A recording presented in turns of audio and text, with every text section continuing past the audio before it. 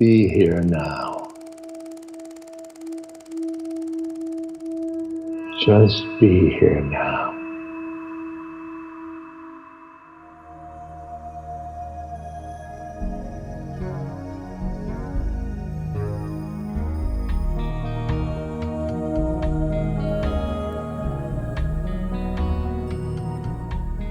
Welcome to the Joseph Goldstein Insight Hour.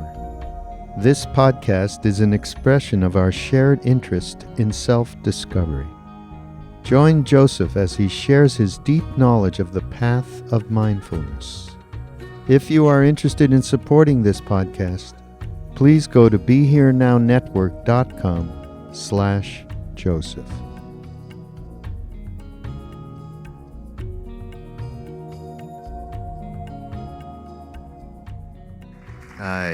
Hi everyone. Well, this is truly special. I don't know how many times Ram Dass talked to me about, what about Joseph? Why can't we get him out here? And I'd call and call and call. I'm like, I'm not BSing. And just me personally talking about back in the day in Bodh Gaya where we met. And you don't remember this, I would bet you $1 million. But Joseph brought me over to one of the other teachers. We were studying with Goenka and another wonderful teacher named Munindra. And he brought me in and introduced me to Munindra, and I can remember the moment now, okay? I didn't know you, so that was the beginning of a connection, and we don't see each other very often, but something that's indelible, so I'm really happy you're here, okay? I remember. Oh. $1 million.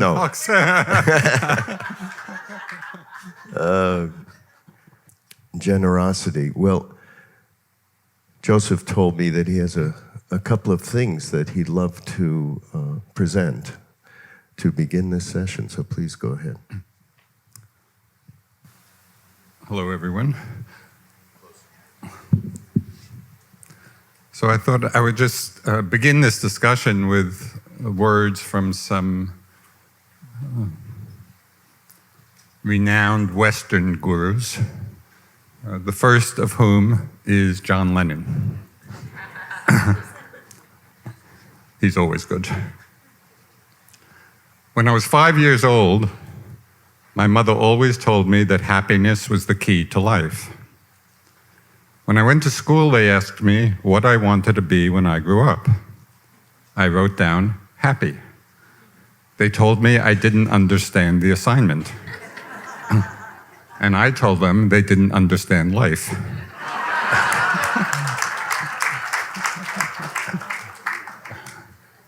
So keep that one in mind. And this is just a one-line teaching from Simone Weil, a famous French philosopher and mystic. She said, what people are looking for is not wrong, but they are looking for it in the wrong place. Okay, so putting those two together, if really what we're looking for is happiness, generally, or often we look for it in the wrong place. So one final little story, which will bring it back to perhaps what the right place is.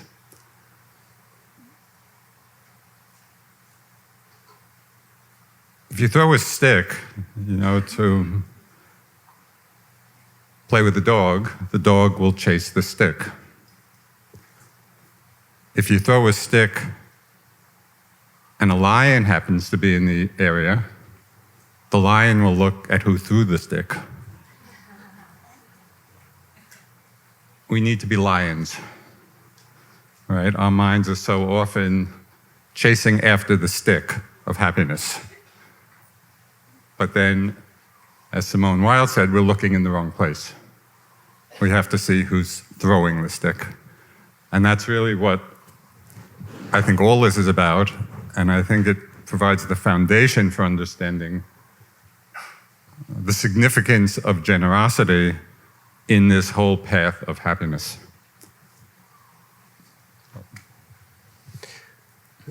So, something you said actually the other night, not here, was at the church, when I asked you to talk about generosity. The first thing that came to mind for you was being with Maharajji, our guru, Neem Karoli Baba. And I have to imagine, since you met him in '67, and you went into this whole long training at Kenchi, and you came out of this, and Maharajji said, "Don't talk about me in America," right? And then that's all you did. That seems to be the place that we are really talking about here. Because it wasn't like there was this intellectual message that now you need to tell everybody about this so they'll join it or something. It had nothing to do with that. Where's that place, Ram Dass? And how did Maharajji directly instill this?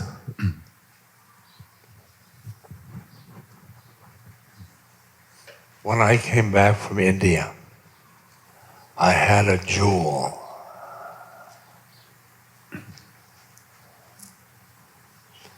Which was Maharajji. And I just had to share it with the Westerners.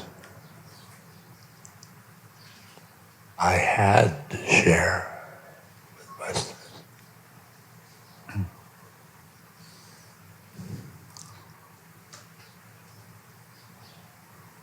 New York, etc. There was a woman in the audience, was a court stenographer. So she said she's made notes on everything I said.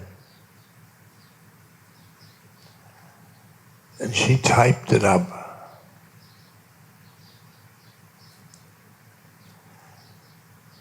And it was made in a big pile of my words. She said, what do I do with it? I said, put it in the trunk of my car. And so we went to Esalen. And I was assigned to the Blythe House. He went to get my bag out of the... He said, "What's that?"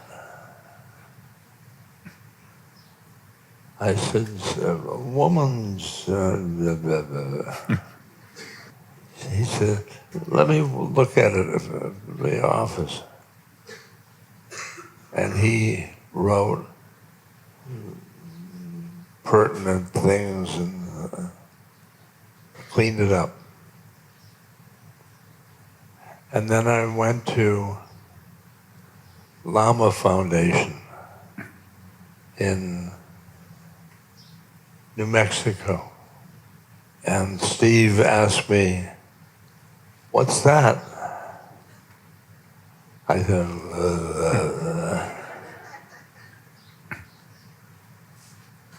And he said, "Well, I'll look at it." And he said, "There are 6 artists staying here.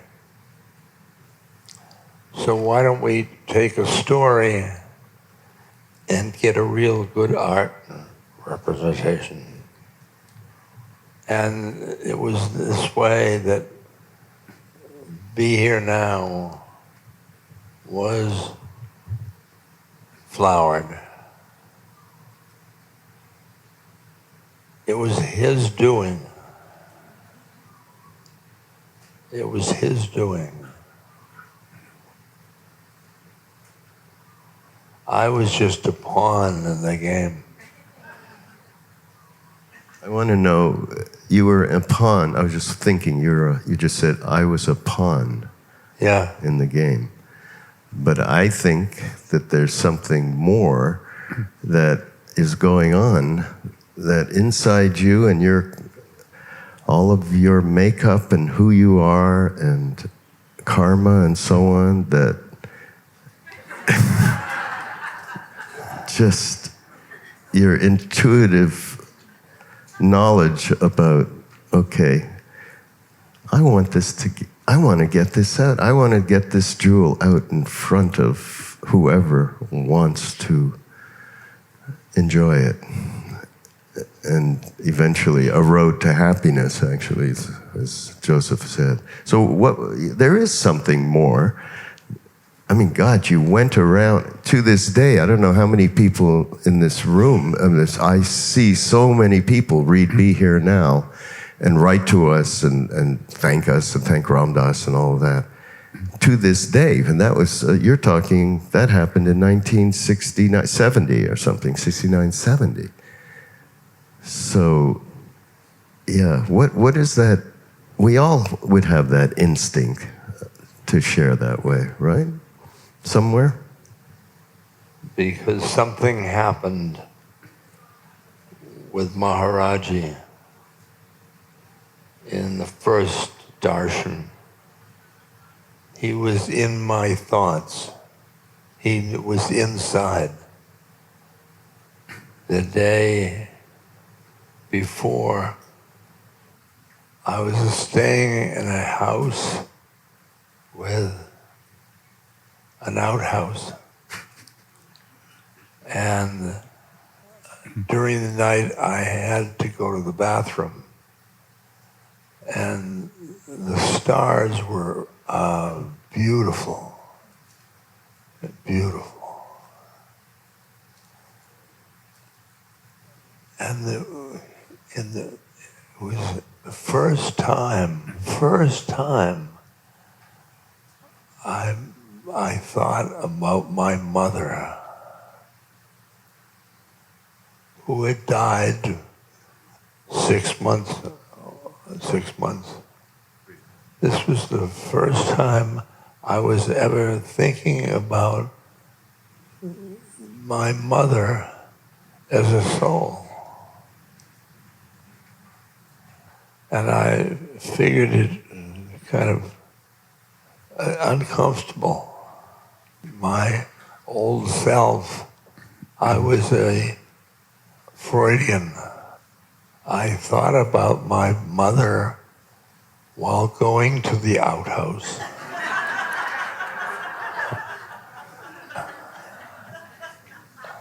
It fit.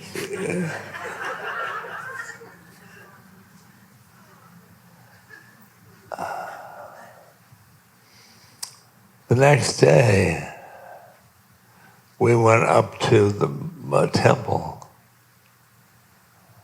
and he said, you were thinking about your mother last night.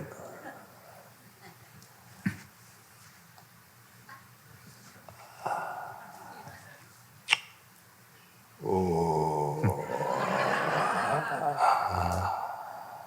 He said, sit by the grass and I'll talk to other people. And I sat in front of him and I thought of all the thoughts that I wouldn't want anybody to know.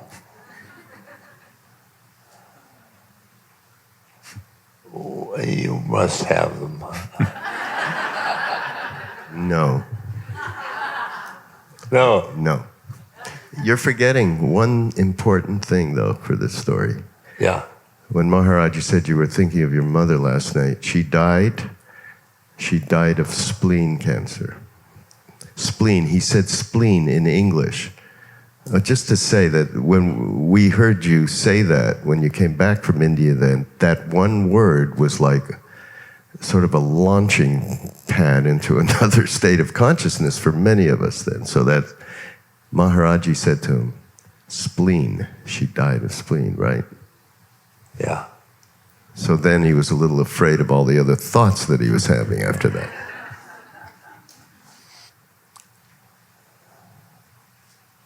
This sadhu in India, knowing my mother in Boston,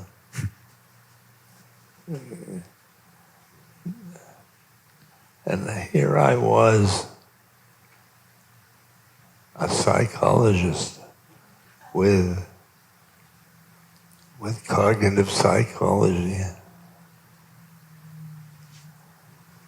And I couldn't do that.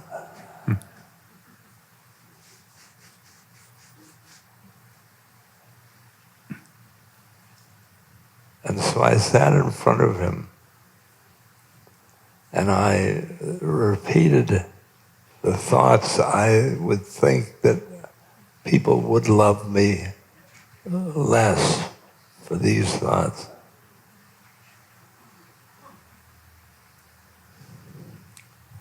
And then I looked up. He was about this far. He was about this far. And I looked into his eyes. And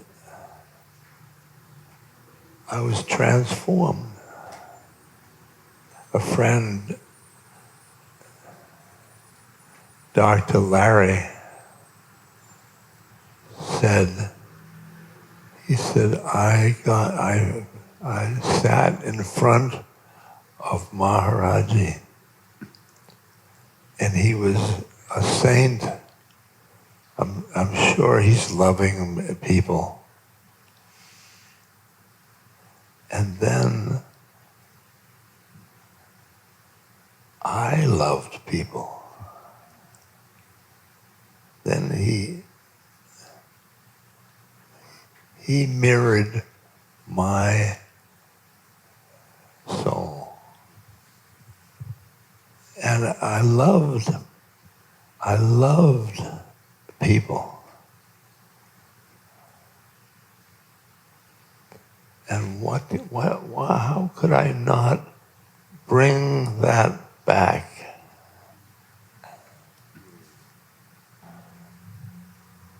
That's a little different than many people would go, oh, geez, I might have to do this stuff. I might have to share something I found.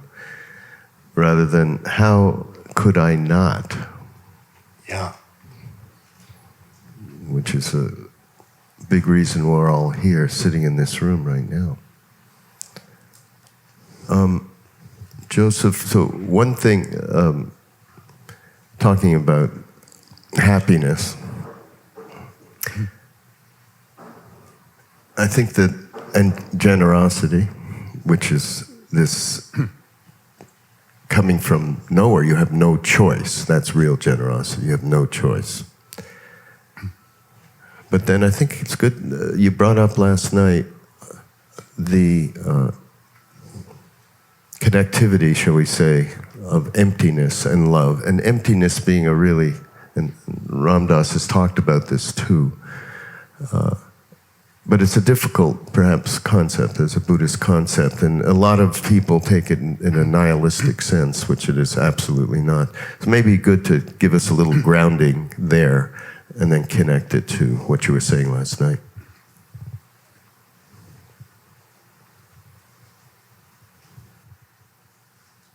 I'll preface that with just a little story of my own introduction to be here now, which I think was a little different than probably everybody else in this room. So I had been in Bodh Gaya for a few years practicing.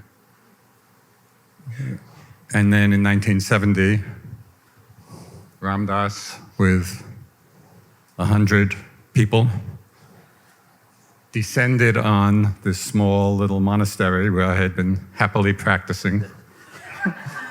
in peace and quiet. And I had never heard of Ram Dass. I had been in India and I had no idea who he was or who all these other people were. And then a short time after that, the first manuscript of Be Here Now arrived in the format, maybe some of you remember, it came in a box at first. So of course, we were all excited to read it. And I had been pretty immersed in the Buddhist teachings at this time and hadn't really explored other traditions or other teachings. So I opened the box, I'm reading Be Here Now, and my first comment to Ram Dass was, this is pretty confused.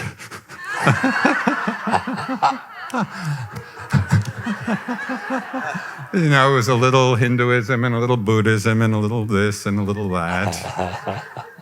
And of course, it went on to sell 2 million copies and transformed American culture.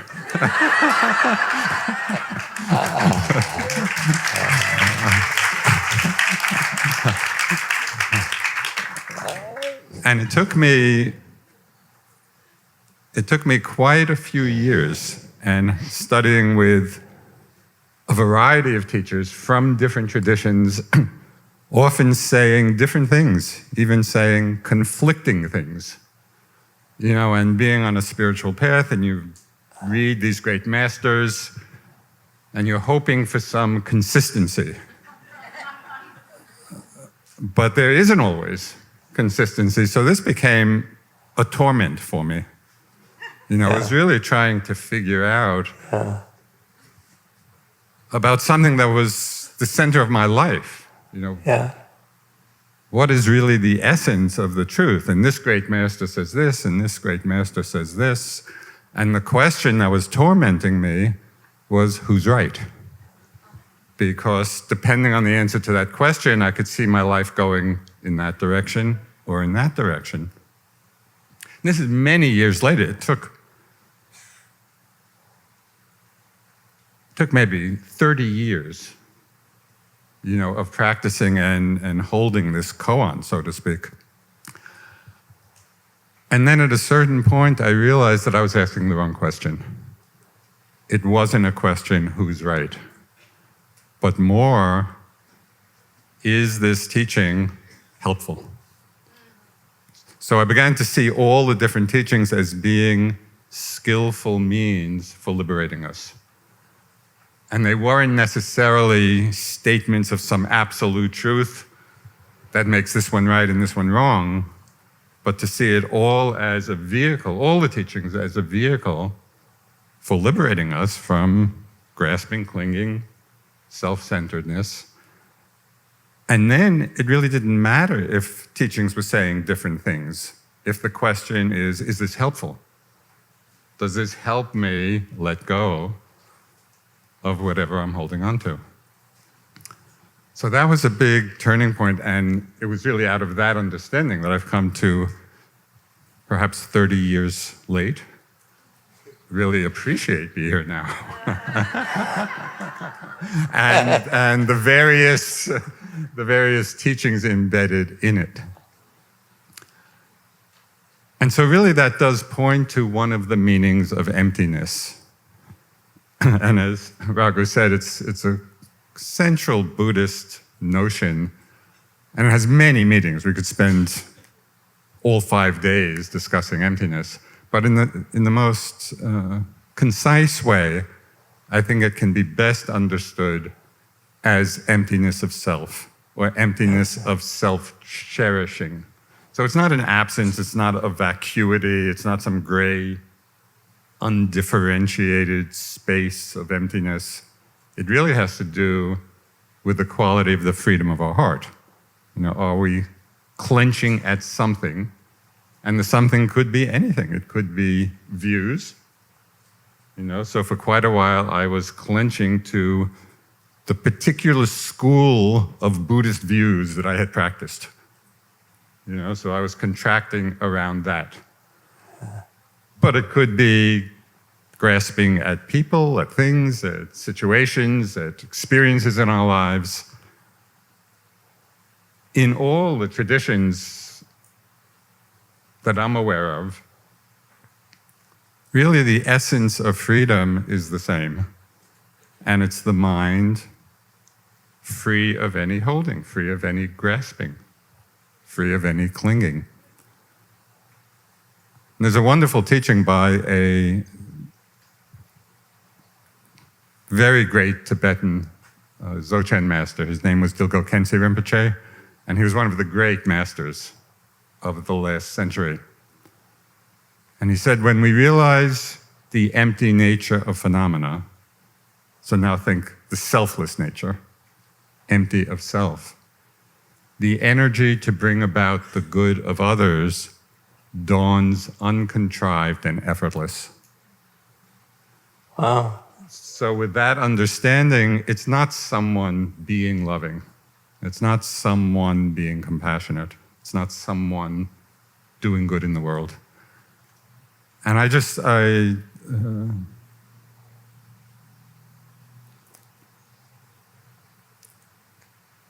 for those of you of a certain age, you might recognize these lapses in the thought train. You know, what's that word?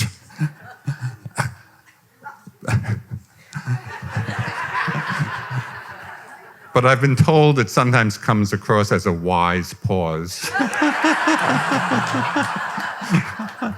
So please experience it that way.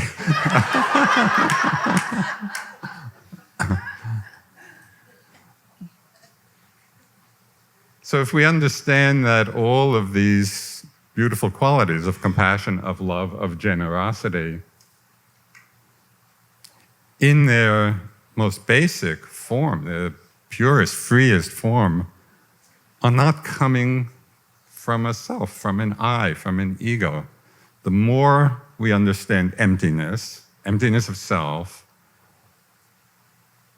then these qualities manifest spontaneously and naturally.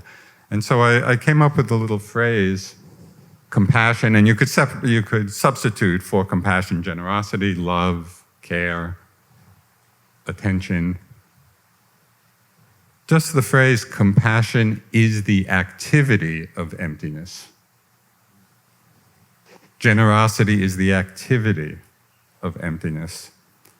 And you know, in the Buddhist tradition, in some of them in particular, there's a lot of teachings about the bodhisattva vows, where you take the vow to really dedicate your life to serving others, helping to awaken others.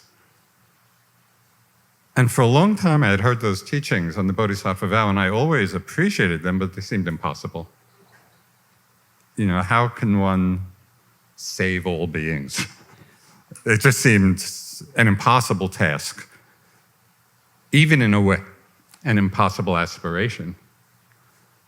But then when I understood, oh, compassion is the activity of emptiness, then that bodhisattva way of being is not resting on the shoulders of self.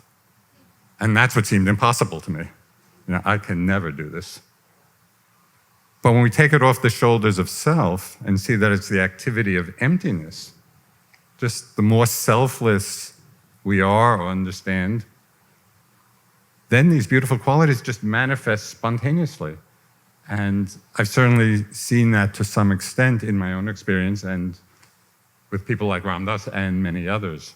So I think that's a way of really connecting these two ideas that in a way come from quite different traditions, but they're really part of the same thing. That's fantastic. The emptiness which you speak of, when I say Ram, which is the one that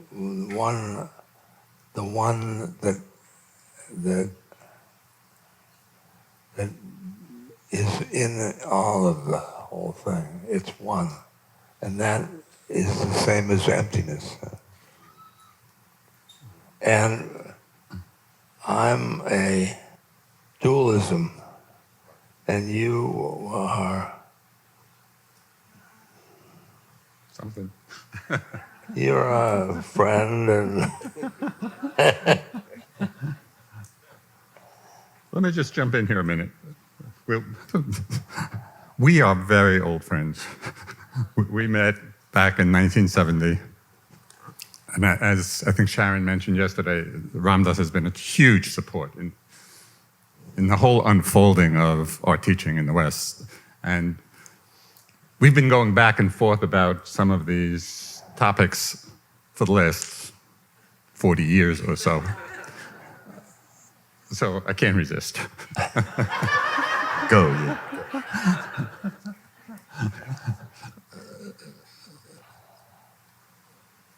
There are two kinds of one.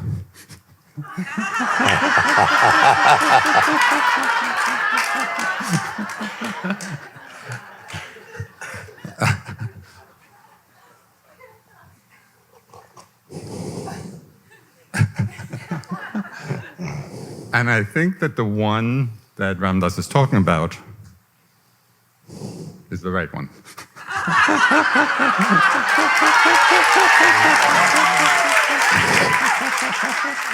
However, I just want to illuminate the one that may be a little off. So there is a one where the self enlarges to include everything. So it's like the big self. That's one. That encompasses everything. And then there's the experience of the oneness of things that comes out of zero. Comes out of zero. So when we have, to some extent, experienced that empty, we could call it the zero nature, or the empty nature, or the selfless nature. So we've taken the I out of the picture. All that's left is one. All that's left is what remains, which is everything. But it's not the everything of having become a big self. It's the everything that remains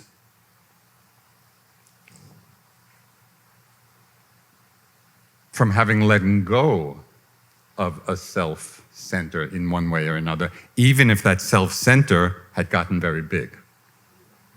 So do you see the two ones? There's the one coming out of emptiness, of zero, and then there's the one that is just an enlarged self. So I have a tremendous respect and interest, and maybe even obsession,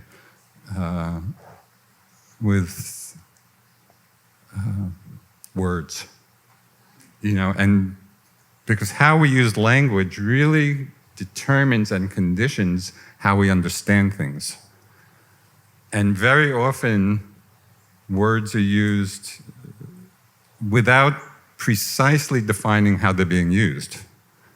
And in all these years of teaching, I've seen this so often. There can just be a huge missing when people are using the same words but meaning different things.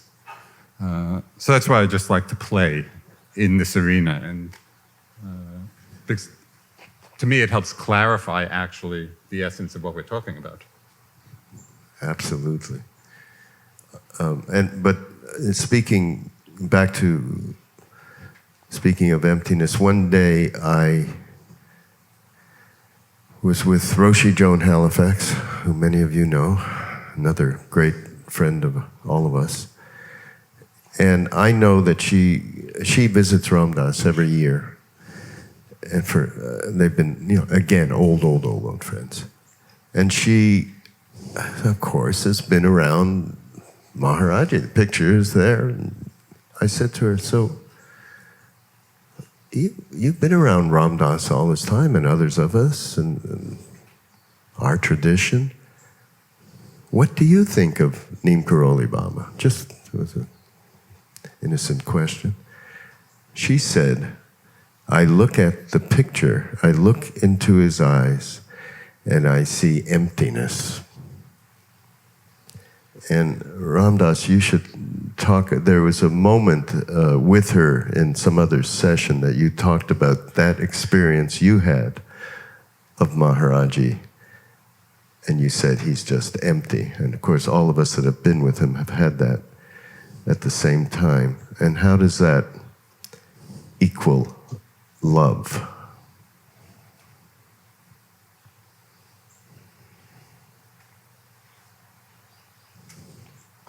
Well, empty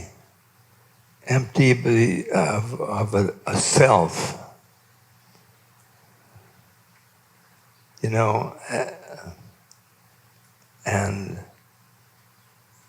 emptiness and love are the same thing. You often say, and we all do, we talk about unconditional love. So to me, the only way that that can happen is from complete emptiness of any duality whatsoever. And that's the way that we received that unconditional love. And yeah, unconditional love. When Maharajji unconditionally loved me, that for the first time for my life to ever experience unconditional love. I was loved for good boy. I loved because I was curly haired. Uh-oh.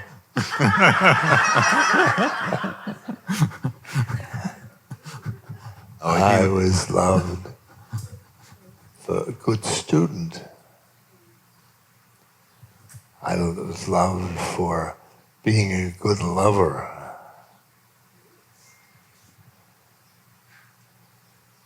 They were all conditional loving. Conditional loving. And when he looked at me, he saw all of me. All of the thoughts, all of it. And he loved it. He loved it. That's spiritual love.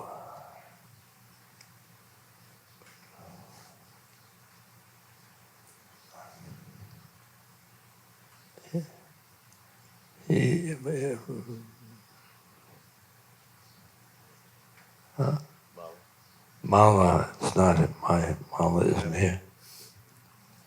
And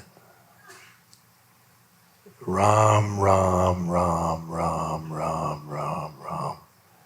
And he was saying the name, that one that lies behind the one, behind the many.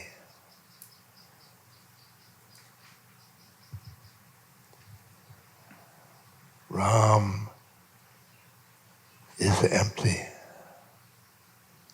Is empty.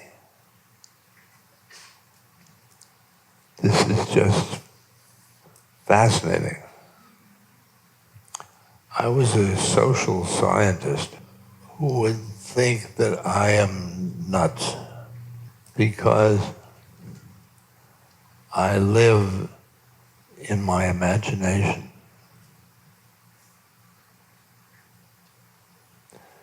It's interesting the way the imagination works. In my consciousness, there's a room that's called imagination.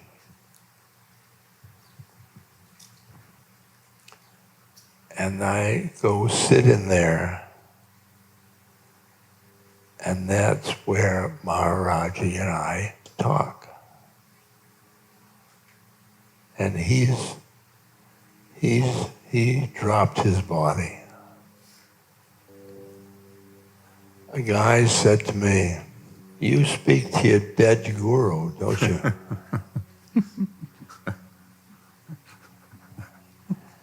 And I said, "Yeah."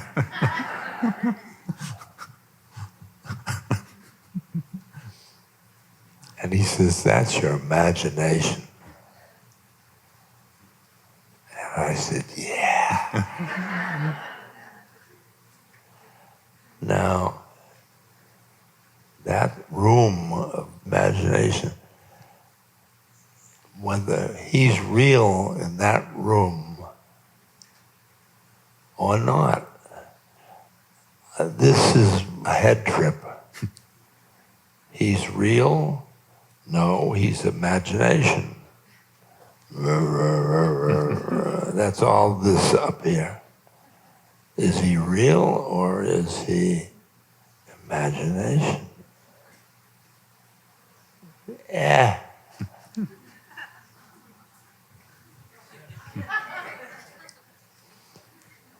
And I speak to him. I've gone into Hinduism. Gods. I worship, I was in India, and one of our temples has a orange cement monkey that's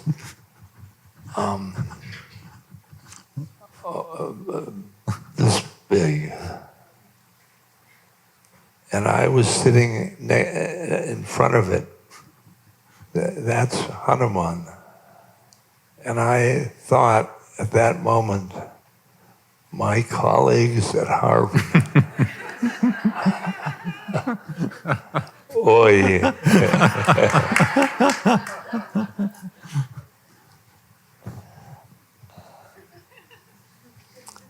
Hanuman, he represents loving service. Loving service.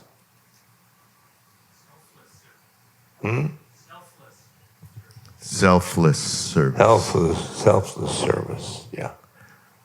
The true meaning of generosity is Hanuman self-service. Selfless service.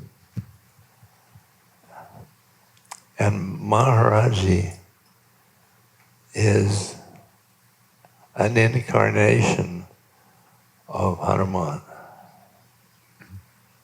And see, this is the world I live in.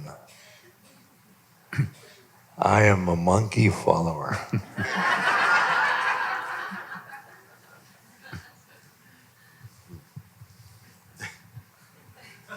We all are in your soul pod on that one. Can I want to read something that it follows a little bit with some of what I chatted with Sharon originally about this. And it was because it's very difficult to think, okay, generosity springing from a place of emptiness, of self-cherishing is a good way to put it. That's difficult on a day-to-day basis, but it doesn't mean we shouldn't be engaging, because there are many, many aspects to this, and one of them was the practice of generosity. And I just want to read this one thing. It's from Gelek Rinpoche, who I think most of us have met. He said, when you are practicing generosity, you should feel a little pinch when you give something away. That pinch is your stinginess protesting. If you give away your old, worn-out coat that you wouldn't be caught dead wearing, that is not generosity. There is no pinch. You are doing nothing to overcome your stinginess. You're just cleaning out your closet and calling it something else. Giving away your coat might keep someone warm, but it does not address the problem. To free ourselves from self-cherishing, and self-grasping. I love this piece. It does not. And so talk a little bit about your view on actually the practice of generosity, and awareness is involved, and our motivations and so on.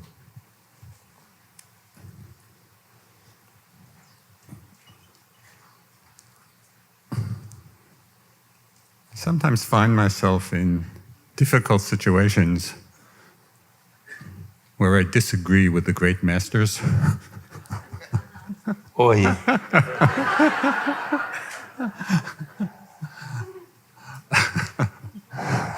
And Gellert Rinpoche was a great master. We've had great contact and conversations over the years, and he was a remarkable, and apparently great enlightened being. But that doesn't square, what that quote was, doesn't square completely with my own experience. Because with any practice, we start a practice at the beginning and hopefully bring it to some level of mastery. Now, the beginning of any practice is going to be difficult. And there are going to be those moments of holding and struggling and letting go and then holding back again. But to my mind, that doesn't make it any less the practice of generosity. It just reflects where we happen to be on the trajectory, and so wherever we are, and even there may be people even more at the beginning than someone giving away an old coat that they don't want anymore. So there's one practice which has been suggested for people who are really way, way at the beginning of generosity, of just picking up a stone in your right hand and giving it to your left hand. Then left hand, right hand. It's a beginning, and it's a seed, and maybe a very small seed, but if that seed is nurtured, it grows, and then we can give away this old coat that we don't want. And then we do that for a while, and we realize, oh yeah, that actually feels good, even that. It's not hugely magnanimous, but it's something. It's something in the direction of letting go. And then from that, maybe we start to give things that are more valuable to us. And maybe things eventually that are most valuable to us. So I see that being the practice of generosity. And it takes away, I think, any judgment or self-judgment of where we happen to be on that trajectory.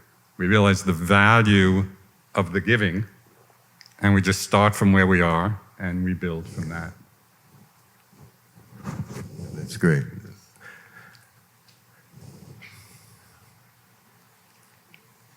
I want to go back to something. Can I go back? Go back. This has to do with my language obsession.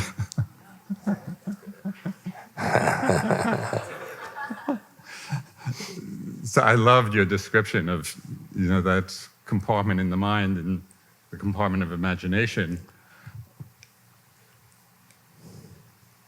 which is a beautiful description of that process and how you actually engage, with Maharajji.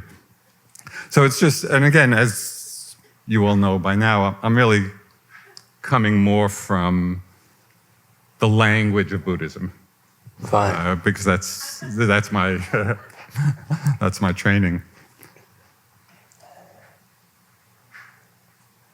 So when you were speaking, I was kind of translating it into my own language, of what that would mean. And so in my mind, instead of kind of thinking of it as a compartment in the mind, a room in the mind where can meet a being in my imagination, I was thinking of it more as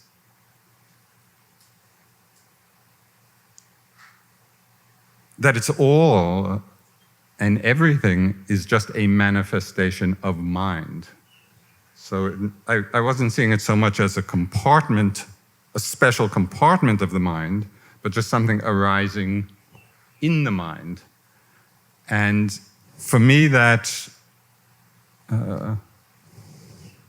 shift of language just points to some amazingly fascinating question which has sustained my interest over the last 50 years, and I think the interest of all of us. Just the very simple but very difficult question to answer: what is the mind? This is the great mystery. What is consciousness? What is awareness? Mostly we're like the dogs going after the stick and looking at the objects of mind, of what arises in the mind. We don't so often turn our attention back to look at, well, what is the mind? What is the nature of the mind? And to me, that is just completely fascinating, because when we look, we see, as expressed in some of the traditions, there's nothing to find. We look in and we look for the mind. Can you find it? No. And yet, awareness is there. So it's not a blank, it's not a dead thing.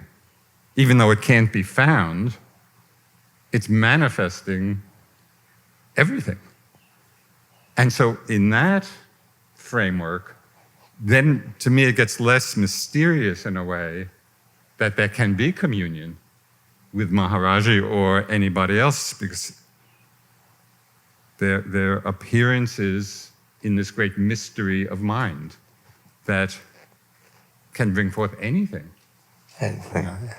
And of course, then the challenge is, what do we choose to give attention to?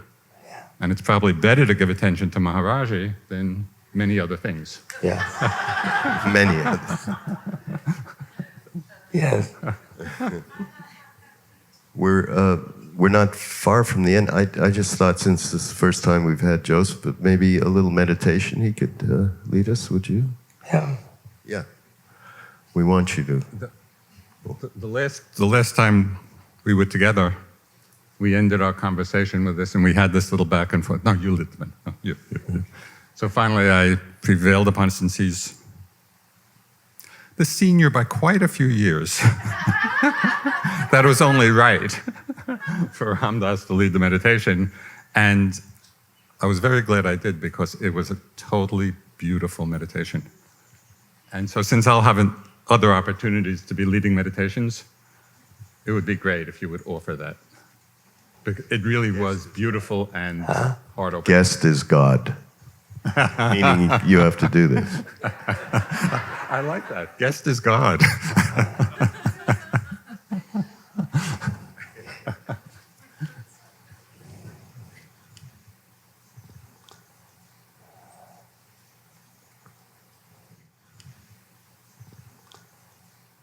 Concentrate on your breath. In, you bring love to yourself. Out, you send love to all beings.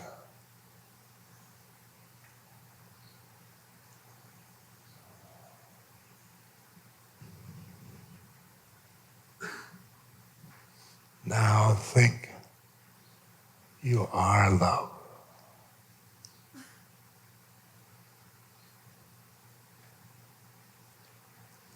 We are love.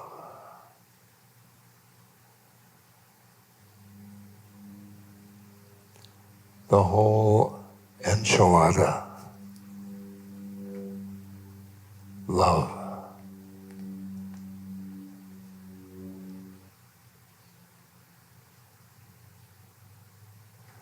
You are a soul. You are a spiritual entity. The soul loves everything, including itself. you identify with your soul, you look around and you will see souls.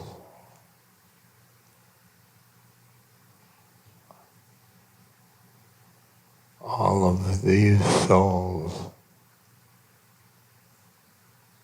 merge into the one.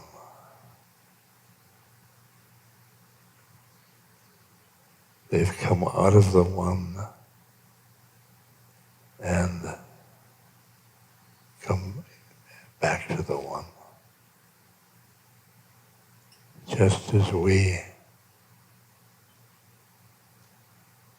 got born and die. Feel the presence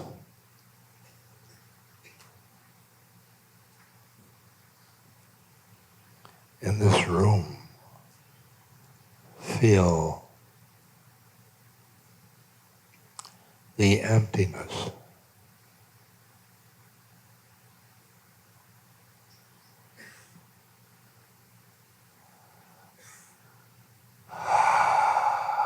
Yeah. Yeah.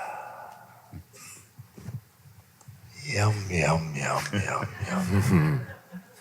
Thank you, Ram Dass. Thank you.